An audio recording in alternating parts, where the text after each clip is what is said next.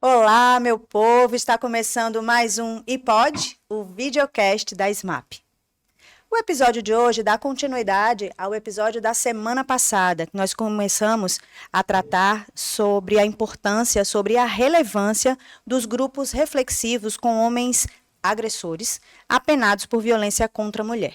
Os nossos convidados vocês já conhecem, desembargadora Deise Andrade, coordenadora da Mulher do Tribunal de Justiça, os professores Wagner e Cirlei, e também os professores da Universidade Federal de Santa Catarina, professor Adriano Beiras e Daniel Martins. Mais uma vez, muito bem-vindos e bem-vinda, desembargadora Deise, ao nosso segundo episódio do iPod, sobre esse assunto que está dando o que falar, viu? Então, mais uma vez eu queria agradecer para vocês pela disponibilidade, participação aqui no programa. No programa passado, nós falamos sobre a composição desses grupos reflexivos, né? Falamos sobre as metodologias variadas com as quais eles contam. Mas hoje eu queria começar o programa da gente reforçando até essa ideia, essa informação que a gente trouxe no programa passado. E eu queria mais uma vez começar esse programa mostrando para vocês um vídeo que é daquele documentário que o professor Cirlei se referiu no programa passado, que é O Silêncio dos Homens. Eu ia dizer o contrário, dizer os homens em silêncio. O Silêncio dos Homens. Obrigada. Vamos acompanhar? É um trailer curtinho, afinal o documentário tem 1 hora de duração. Vamos lá?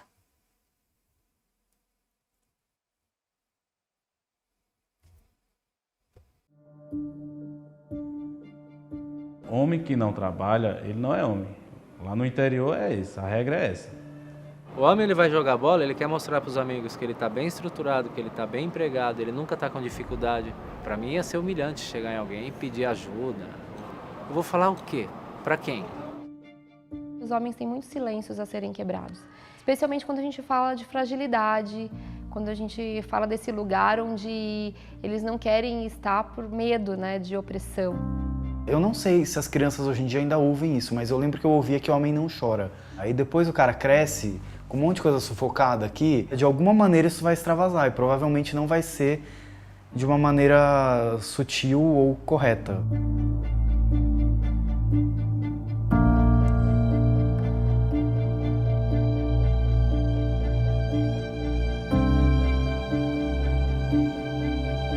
Mais do que o silêncio, a gente está numa condição de ensurdecimento. Definitivamente não estamos nos ouvindo. No Brasil, a cada 3 pessoas que morrem hoje, 2 são homens. Eles apresentam maior suscetibilidade às infecções sexualmente transmissíveis, eles são mais expostos aos acidentes de trabalho, bebem em maior quantidade. Eles representam personagens muito nocivos, porque os homens eles se matam e eles matam aos outros.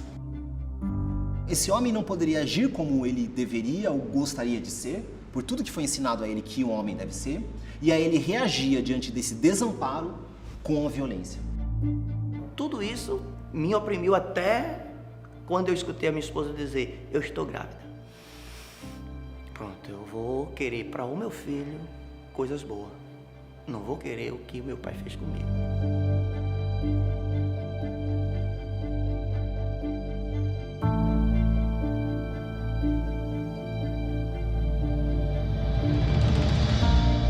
Então seriam caminhos de uma masculinidade possível, de uma masculinidade saudável, que é muito esse lugar de você poder expressar aquilo que você quer expressar, seja o que for, que venha da sua humanidade. Fazer o cuidado da vida, fazer o cuidado da relação, sem a preocupação de estar enquadrado no estereótipo. Quando eu entendi que eu não precisava provar para ninguém que eu era homem, isso foi libertador. Você viu? Você não precisa desse pacote para você ser homem. Você se abriu, você conversou comigo, você foi super de boa e você deixou de ser homem por causa disso. Não deixou. Você continua homem, tá todo mundo sendo homem. Porém, você se sente melhor. Primeiramente, a gente se descobre aquilo que está oculto dentro de nós, que possa sair da escuridão. Pode usar tudo isso a favor de uma sociedade melhor. Tem nada a ver com que cor de roupa meu filho vai vestir. Tem a ver com a segurança dele, a autonomia dele ser quem ele quiser ser. Não é uma guerra. A gente precisa crescer junto como sociedade, como grupo mesmo. É um caminho que a gente tem que andar de mão dada. A gente vai ter que implicar todas as pessoas nesse processo. Porque se a gente fala de uma nova ótica, um novo olhar sobre questões estruturais que atravessam todos nós, somos todos nós que temos que ser implicados nessa discussão. Há essa possibilidade, é efetiva e os homens podem sim despertar para uma nova vida. Está mais do que na hora de a gente olhar para isso, de abrir realmente essa caixa.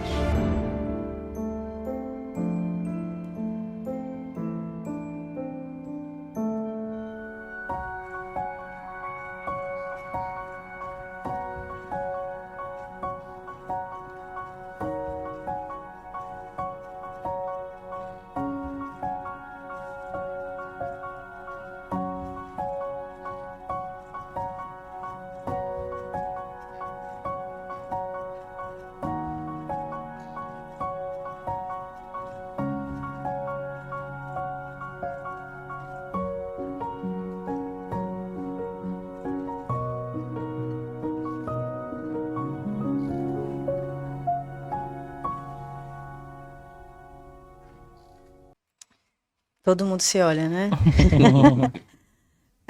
Diante das inúmeras vontades que eu tive diante desse vídeo, além de assisti-lo completo, né, o documentário, uma coisa me chamou a atenção, que é a variedade de perfis, né, de homens que a gente vê aí.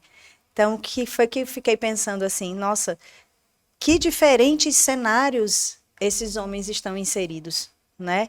E que diferentes situações e tipos de violências esses homens acometem as suas mulheres, né? E eu fico aqui me perguntando, que tipo de violência dói mais, né? Por que que umas a gente passa por cima e não percebe? Onde é que está essa dor de verdade? Uma coisa que me chama muita atenção nesse documentário, e assim, eu acho que para mim é uma coincidência temporal. Ele é um documentário de 2016. Foi quando quando eu assumi a coordenadoria da mulher aqui no Tribunal de Justiça de Pernambuco. Então, desde então, embora não tendo falado de uma forma bem assertiva e bem direta, como eu venho fazendo há uns 4 anos, especificamente com esse olhar, mas aquilo já me chamava muita atenção. E me chamava a atenção por conta desse aspecto, dessa masculinidade, como é que ela é trabalhada? Porque para o homem, ser homem é ser violento. E a gente costuma dizer, não, ele pode ser valente sem ser violento. São duas coisas bem distintas. E aí eu fico a imaginar, e você faz essa pergunta sobre que violência é a pior, né? Eu acho que fica delicado mensurar. Mas eu ousaria dizer que a que talvez seja mais danosa e que acompanha o ser humano, tanto o homem quanto a mulher, é a psicológica. Porque ela vai causando adoecimentos e a pessoa não se dá conta. Porque como ela não pega, como ela não vê, ela apenas sente. Então ela vai causando... Ela não traz uma marca, ela né? não traz física. uma marca. Até para que o outro se compadeça. Quando você vê alguém, por exemplo, com um pé quebrado, você se compadece, você... Ajuda, né? A pessoa Colabora. a se deslocar, colabora. Mas quando a pessoa está com aquela doença emocional, com aquela dor emocional, de fato a gente não consegue alcançar, né, a dimensão do que aquilo representa, porque para cada pessoa vai representar de uma forma diferente. Mas a gente vê claramente o sofrimento dos homens. E só para fechar esse meu momento aqui, especificamente dessa fala que eu trouxe, me causou muita surpresa quando eu falei uma vez sobre isso, e era um ambiente com muitas mulheres, o professor Adriano, não sei se foi o professor Adriano, se foi o professor Daniel, que ele falou que é difícil falar sobre isso, porque a interpretação, ela, né, tende a ser equivocada, nós sabemos disso, mas uma coisa que me chamou a atenção foi a fala de uma psicóloga, nesse evento que eu estava, que era um evento de empreendedorismo feminino, e ela falando sobre essa questão do olhar para o homem, ela dizia que no consultório dela, ela trabalhava com famílias que eram vítimas de violência doméstica, a família como inteiro, para tentar restaurar a família. Ela deu esse depoimento. Mas de tanto ver o sofrimento do homem, ela deixou de trabalhar com as famílias e passou a trabalhar apenas com os homens que eram agressores. Isso me chamou muita atenção, porque ela percebeu que, de fato, para ele, era difícil estar naquela situação, porque era ele que estava causando toda aquela dor, né, na família. Então, eu achei bem bacana escutar isso de uma psicóloga e apenas assim, chancelou, né, os meus argumentos, porque eu falava e eu sempre falo, não estamos esquecendo as mulheres, não estamos deixando de ter o olhar para as mulheres, mas estamos realmente trabalhando nessa prevenção, que é muito urgente. Tem alguns elementos que eu acho que são importantes a gente pensar e refletir, que isso ajuda muito no desenvolvimento de trabalhos com grupos, né? Uma é sobre a questão da denominação, né? Homens agressores, né? E eu acho que o professor Adriano, o Daniel, eles trabalham muito isso no livro deles, né? Tem esse recorte, que é a questão da gente pensar esses homens como autores de violência. Porque autor de algo, ele fez aquilo naquele momento, né? Não significa que vai repetir, né? Porque quando a gente trabalha muito nesses grupos, a questão do homem agressor, a gente está colando a característica, né? Tá trazendo o homem um adjetivo como para ele, né? o adjetivo dele, Perfeito, né? Então a gente trabalha muito essa ideia, né? Ele cometeu uma agressão, então ele foi um autor de uma agressão, né? E quando a gente trabalha essa ideia, a gente trabalha assim, você foi autor, mas não significa que você vá voltar a fazer a mesma coisa, né? Então eu acho que é uma coisa importante que lá nossa origem, de onde a gente se conheceu, é uma instituição que infelizmente hoje não existe mais enquanto instituição aqui em Recife, que é o Instituto Papai, né? O Instituto Papai desde 1997 ele já vinha trabalhando um pouco essa reflexão, né? Da questão do homem, das masculinidades, não como uma coisa completa, mas uma coisa diversa. E uma das coisas que a gente sempre trabalhou nessa questão da violência, é isso, assim, a violência ela faz parte da tua vida, né, por vários elementos que fizeram naturalizar essa violência, mas ela foi naturalizada, ela não é natural, né? Então a violência não é natural, ela vai se naturalizando aos poucos, e isso tem a ver com a questão da masculinidade. Uma outra coisa que eu acho que é interessante de pensar é que no outro programa, eu acho que foi o Adriano, o Daniel também trouxe isso, né, que é essa questão da diferença dos grupos reflexivos e grupos que discutem a questão da masculinidade. Os grupos de homens autores de violência, eles geralmente são mais amplos, né? E eles acabam abarcando principalmente homens de classe econômica mais baixa, né? E eu acho que isso dá um recorte interessante de se pensar, que é o seguinte, os homens que têm maior poder aquisitivo, eles geralmente não estão nesses grupos, porque eles têm um outro aparato, que a gente está falando sobre justiça também, dentro dos aparatos de justiça, que faz com que eles não acessem e não sejam obrigados a estar nesse grupo, que a gente falou. A parede do rico é mais grossa, vezes, né? Quando vem pelo desembargador, porque eles se utilizam desse aparato de proteção econômica para não refletir sobre isso.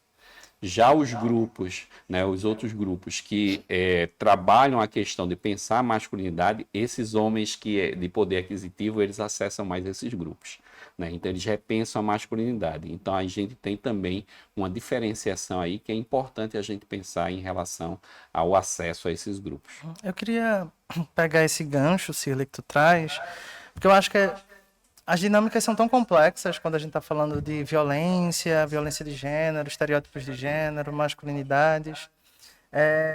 Nesses grupos que nós trabalhamos, por exemplo, uma outra dinâmica, ainda mais violenta,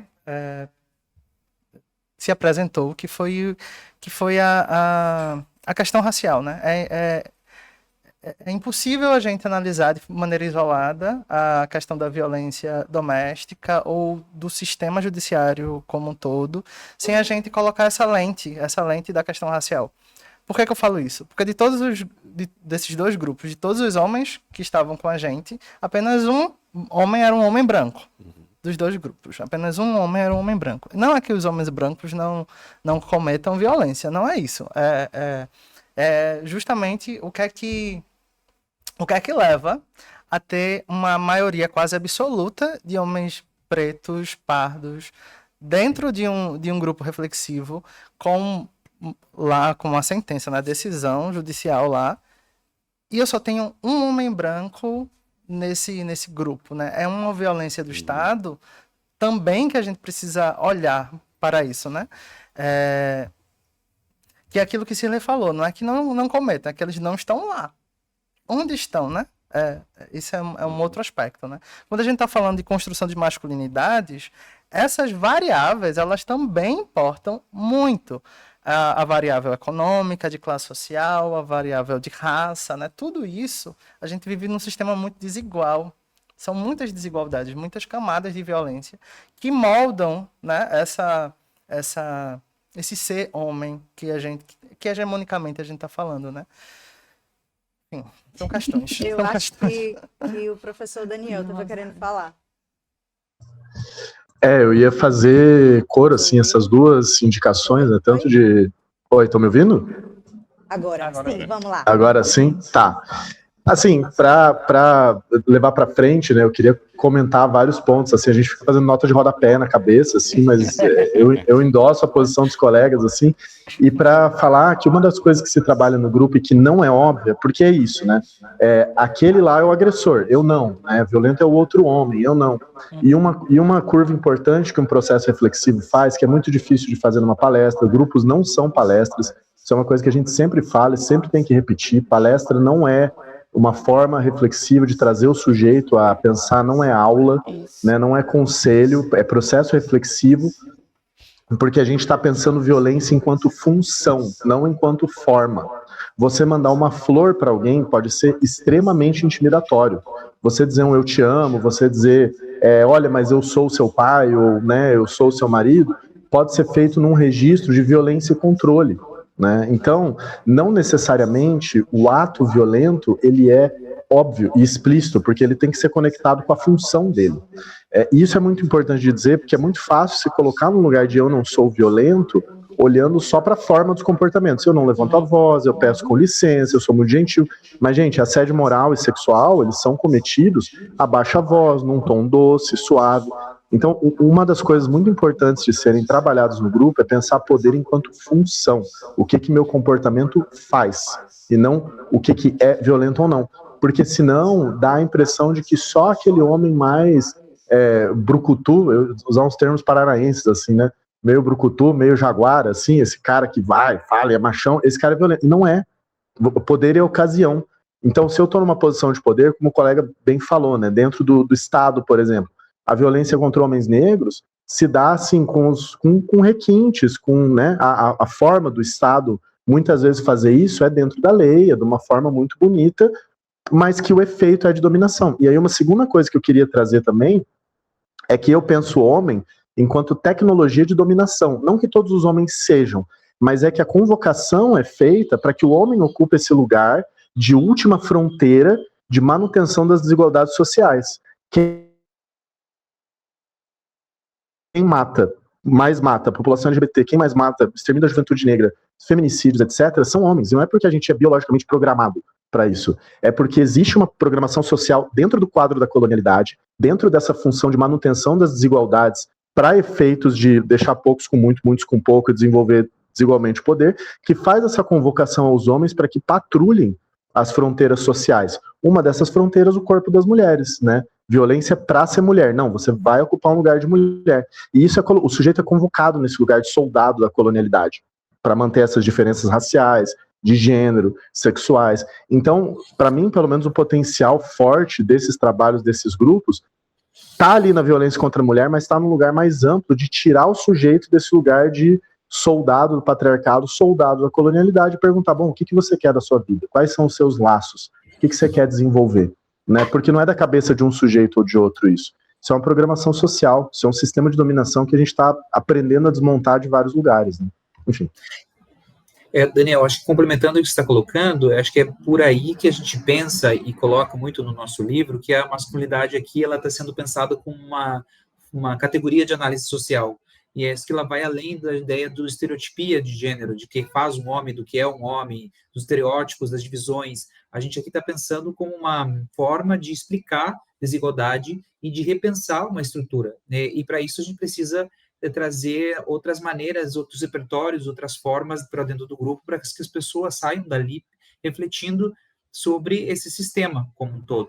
Então, pensar a masculinidade como categoria de análise social, ela ajuda a explicar alguns fenômenos que acontecem socialmente, para a gente poder repensá-los e pensar outros cenários alternativos em que haja menos desigualdade social, em que haja menos relações complicadas entre os gêneros, etc., como a gente está colocando. E outra coisa também importante nesse ponto é pensar também a violência para além de um olhar moralista de bem e mal, que eu acho que com a Duna, que o Daniel também está colocando.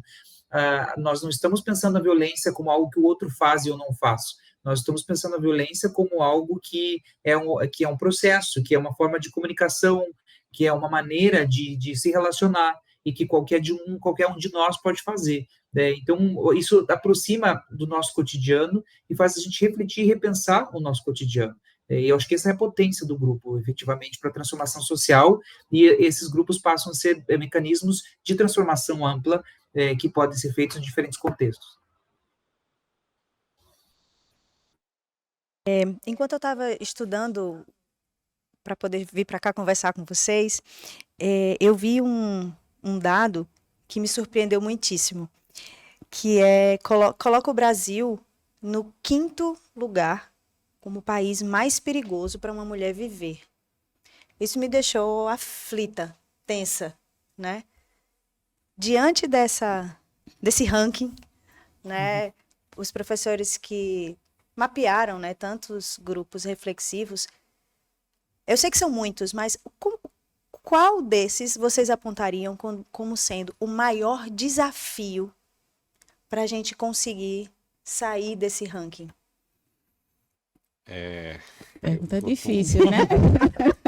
Vou tomar a liberdade. Uma pergunta tanto quanto complexa. São tantos, né? Dá para a gente fazer uma grande lista. Mas tem uma coisa que em 2019, né, eu fui convidado pelo Instituto Avon, né, junto com a revista Marie Claire. Né, eles fizeram um prêmio que era um prêmio chamado Viva pela Vida das Mulheres. Instituíram em 2019 e eu fui convidado como um dos possíveis concorrentes a uma das categorias. Tinham 7 prêmios. E os finalistas, né, de todas as categorias estiveram em São Paulo e antes da premiação teve um debate para se falar sobre as questões que fizeram, né, o que as pessoas fizeram, que estavam fazendo lá, representando isso. E na minha categoria tinha outros 2 representantes, um de Florianópolis, era um sargento chamado Sargento Liotti, e um outro sargento de Feira de Santana, que era sargento, se eu não me engano, era Geraldo o nome dele, eu não lembro o sobrenome, né? E eles tinham um trabalho bem legais, que era o seguinte: o de Feira de Santana, ele trabalhava com policiais da corporação que cometeram violência contra suas companheiras, né? E ele fazia esse trabalho de ressocialização com esses policiais, muito legal o trabalho que ele fazia. E o Liotti, ele fazia um trabalho em Santa Catarina, Florianópolis, talvez os meninos aí conheçam ele, né? Que era com as mulheres da corporação que sofreram violência, né? Então, assim, ele fazia esse trabalho de fazer o encaminhamento das mulheres, inclusive violências que elas sofreram dentro da corporação, né? E eu era por conta do trabalho que eu realizava no Instituto Papai, que era com os jovens, em especial da periferia, né, fazendo com que eles refletissem a questão da violência para que eles não viessem se tornar autores de violência contra a mulher, né? E aí o Geraldo disse uma coisa bem interessante, que foi o seguinte: o nosso trabalho, né, o dele e o do Liotti, né, é um trabalho que bota evidência, né? Estamos em evidência porque nós trabalhamos quando o fato acontece, né? E você faz um trabalho junto com o pessoal do Instituto Papai que é para o fato não acontecer. Eu não estou determinando aqui, ele dizia, mas eu acho que no final das contas, como tinha uma parte da votação que era pública, o pessoal vai votar em um dos 2 trabalhos que nós realizamos. Não estou falando do mérito, eu estou falando da questão do que o Geraldo falava lá na hora, né, que era o seguinte: para que, e foi dito aqui, né, Para que a gente saia desse perfil, é necessário não acontecer a violência. E é necessário que isso seja reconhecido como uma prática que tem que ser reproduzido em todos os espaços, não só dentro do lar. Tem que começar pelo lar, mas tem que estar na escola, tem que estar no judiciário, tem que estar na saúde, tem que estar em todos os cantos. Se você trabalha na perspectiva de que a violência não venha acontecer, você vai tirar o Brasil desse ranking. Pois é. Eu vou pedir só licença, desembargadora Deise, para dar a fala para o professor Adriano, porque ele está com horário, né, para sair. Pode ser que ele nos abandone antes do fim desse RIPOD. Então, por favor, professor Adriano, fique à vontade.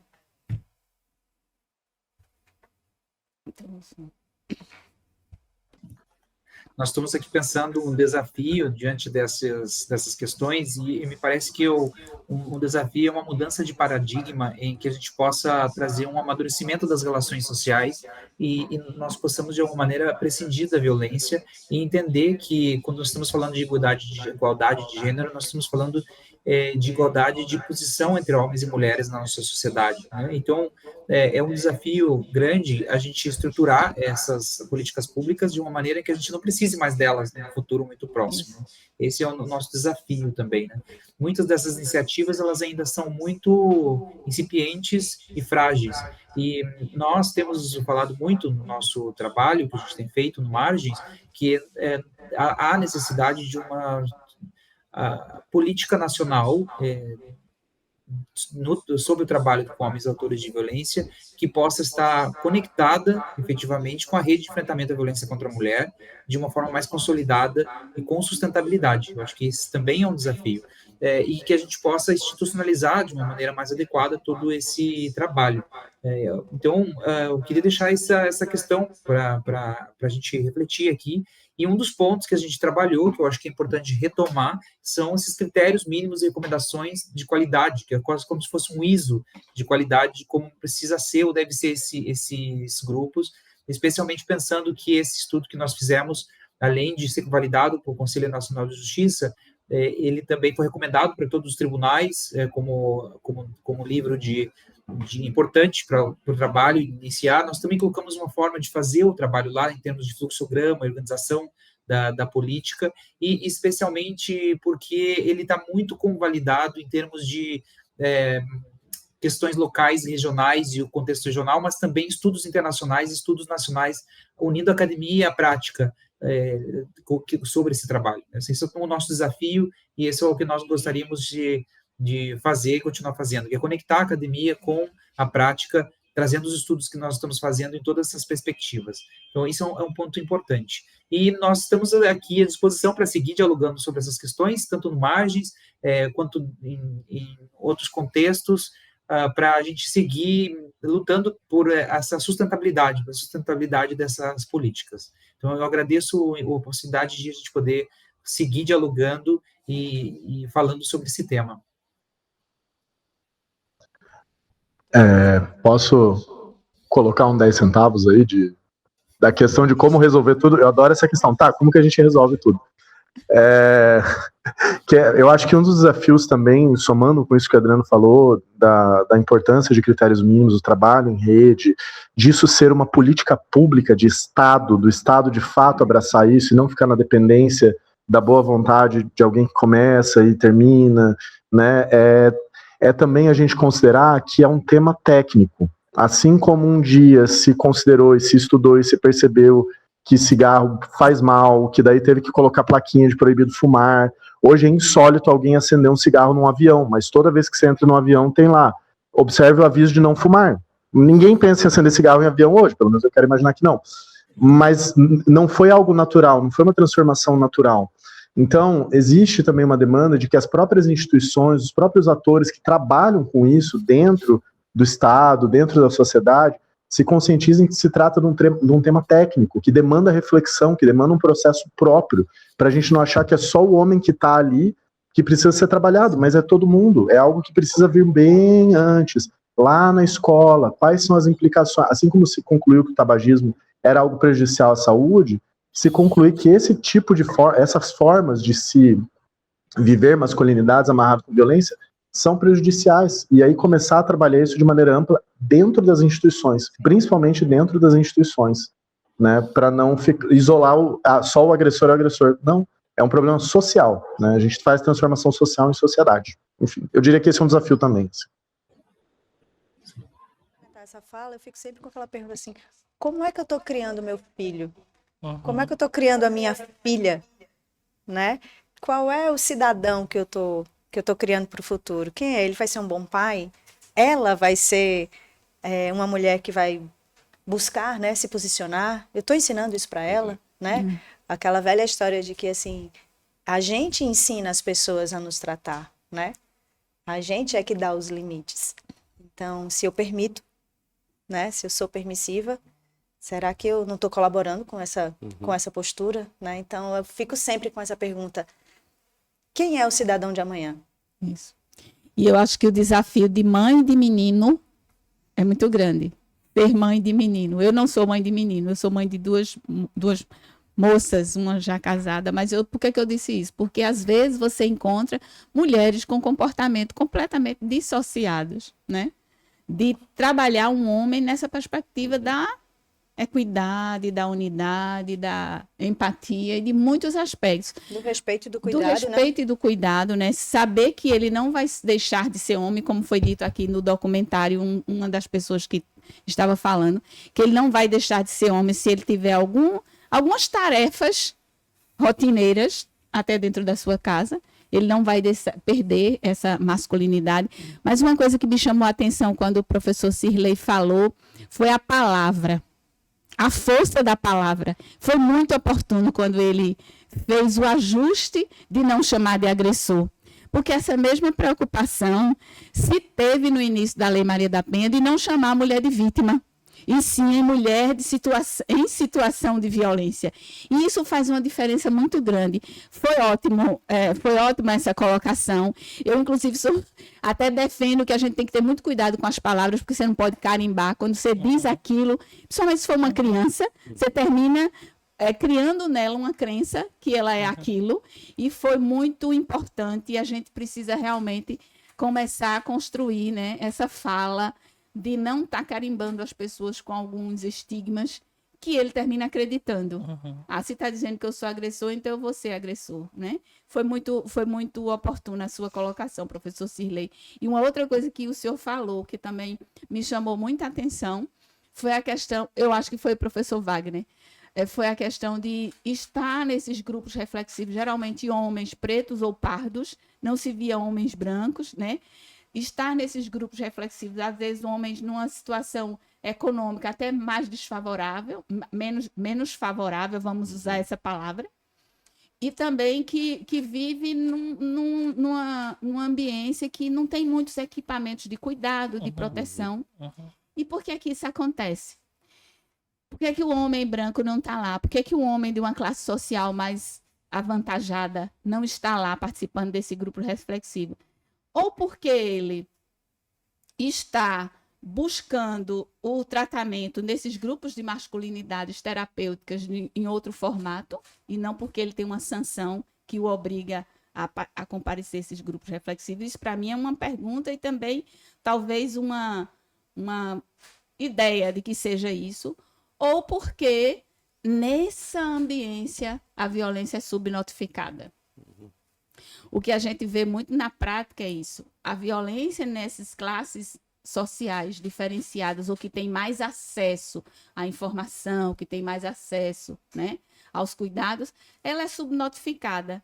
Não é que ela não exista, porque nós sabemos que nós temos muitas pessoas que não estão nesses grupos reflexivos, mas que não deixam de ser autores de uma violência pontualmente, ou até de muito tempo. E por conta disso, inclusive, há uma preocupação de cuidado também dessas mulheres. Quando o senhor citou o exemplo dos policiais, que um trabalha com os policiais agressores e o outro trabalha com as mulheres que foram agredidas e que são também da corporação, eu vejo isso com uma felicidade de estar um poder né, o poder policial, com esse cuidado. Porque esse cuidado também chegou nas portas do Poder Judiciário. Existe uma recomendação do Conselho Nacional de Justiça para se trabalhar uma política de proteção a magistradas e servidoras que são vítimas de violência doméstica. Um grupo que aqui, inclusive, no Poder Judiciário de Pernambuco, a gente já tem, junto ao grupo de proteção institucional, né, de segurança institucional de magistradas, para cuidar dessas magistradas, para cuidar dessas servidoras, nessa perspectiva de que existe algumas situações em que elas também são vítimas, né, estão em situação de violência, para tirar a palavra vítima, elas estão naquela situação e o Poder Judiciário precisa cuidar. É muito bom quando a gente vê o poder cuidando dos seus membros, dos seus servidores, das suas servidoras, nessa perspectiva. Gostei muito de escutar. Lembro desse concurso, lembro, inclusive, de que foi bem acirrada, digamos assim, a disputa, concorrência, né? Mas eu acho que a campanha foi boa e o resultado também foi bastante satisfatório. Professor Wagner, alguma consideração ainda antes da gente concluir o nosso segundo IPOD? Ouvindo a desembargadora Daisy falando, eu só imagino, só penso, reforço na minha cabeça o quanto é complexa o nosso vocabulário, né? O quanto reflete as dinâmicas do patriarcado, da colonialidade, o quanto a gente reforça e essencializa os seres com dinâmicas que são violentas, né? E essa revisão dos processos da masculinidade, que é o tema que a gente está falando aqui, passa também por a nossa própria revisão, né? Enquanto seres nesse mundo, enquanto seres que são... Autoavaliação, né? A gente estrutura, né? Como você falou, né? Estou criando um filho, enfim, tem todo esse rolê do que é que eu ensino, como é que eu conduzo ele nessa jornada, né? Para a vida na sociedade. A gente sim estrutura, né? Mas a gente também é estruturado por uma sociedade. Então a gente precisa revisar tudo. E não é um trabalho que, de fato, a gente consegue ter uma resposta, como é que a gente vai resolver isso. Eu acho que é um trabalho que todas as instituições precisam estar juntos desenvolvendo as iniciativas, né? E é isso. E estamos aí nessa busca. Segura minha mão aqui e vamos lá, né? Eu acho que o desafio é muito grande, né? O desafio ele é imenso, na verdade. Porque a gente viveu quantos séculos sendo preparado para viver dessa forma, né? E agora talvez esteja caindo a ficha, né? Uma coisa que os povos originários já diziam antes, a forma da humanidade agir está errada, né? Está errada, porque a forma que a humanidade está agindo, ela é uma forma de destruição, de autodestruição, né? Então, assim, os povos originários, eles já trazem essa reflexão, né? Existe um conceito que, para finalizar aqui minha fala, que eu acho que parece não ter a ver com isso que a gente está discutindo, mas eu acho que tem tudo a ver, que os povos andinos, por exemplo, os originários, eles já trabalham isso, inclusive está na Constituição do Equador, e que está sendo esquecido agora lá no Equador, que é Pachamama, né? O que é que eles dizem que é Pachamama? Pachamama é a ideia de que nós somos iguais a qualquer ser ou não ser, o que a gente considera não ser, ou seja, a Terra é um ser, mas a gente considera que a Terra é um não ser. A pedra é um ser, mas a gente considera que a pedra é um não ser. Os animais é um ser, e a gente considera que é um não ser, mas nós somos iguais a tudo isso. Então, se nós somos iguais, nós temos que tratar tão bem o chão que a gente pisa, quanto a pessoa com quem a gente se relaciona. E eu acho que isso tem a ver com a forma da gente pensar que não deveria existir essa ideia de masculinidade e feminilidade. Deveria existir ideias de relações entre seres, né? Então, se a gente tiver esse respeito, a gente vai conseguir, né, promover relações melhores, né, com o outro e com a natureza, porque nós somos natureza. Perfeito. Professores Daniel e professor Adriano, querem fazer mais alguma consideração final antes da gente se despedir? Não, gente, só queria agradecer a oportunidade, dizer que é um tema bem amplo, com bastante complexidade, e celebrar que a gente está tratando disso dessa forma complexa mesmo, né? Abrindo caminhos, convocando as pessoas. E agradecer a possibilidade de estar aqui trocando com gente que é referência para mim, tanto no trabalho institucional, dentro do Poder Judiciário, quanto dentro da academia e das políticas públicas. É uma honra estar aqui. É isso. Obrigado. A gente que agradece mais uma vez a sua disponibilidade, essa troca, né, essa provocação e, claro, essa contribuição sensacional que foi a realização desse estudo. Né? Então, doutora Deise, quer fazer suas considerações finais e se despedir em meu nome? Eu acho que a consideração é saudade, né? Um momento muito significativo. E assim, eu queria deixar um recado para você que nos acompanha, para você que sempre está junto com a Escola Judicial, junto com a ESMAP. Esse formato de conversar os temas foi algo assim... Eu acredito que é um grande divisor de águas na Escola Judicial de Pernambuco. E tratar de temas tão relevantes nesse formato, trazendo pessoas assim com uma expertise que sem precedentes, para nós que fazemos o Poder Judiciário, foi um momento muito diferenciado. Eu diria assim, foi um momento singular. Então, a você, homem, não se preocupe, que você pode continuar sendo homem, você só precisa trabalhar melhor como exercer a sua masculinidade. E, com certeza, a felicidade vai bater a sua porta. E essa chave vai ser virada. E essa vida vai ser transformada, eu não tenho dúvida nenhuma, que nós precisamos restaurar as pessoas, porque isso é o que importa para o Poder Judiciário. Perfeito. Então vamos lá dizer tchau. Mais uma vez, muito obrigada. Muito e obrigado. até a próxima. Até a próxima. E você aí que nos acompanha, se liga que sexta-feira tem mais E Pode para você. Tchau, tchau.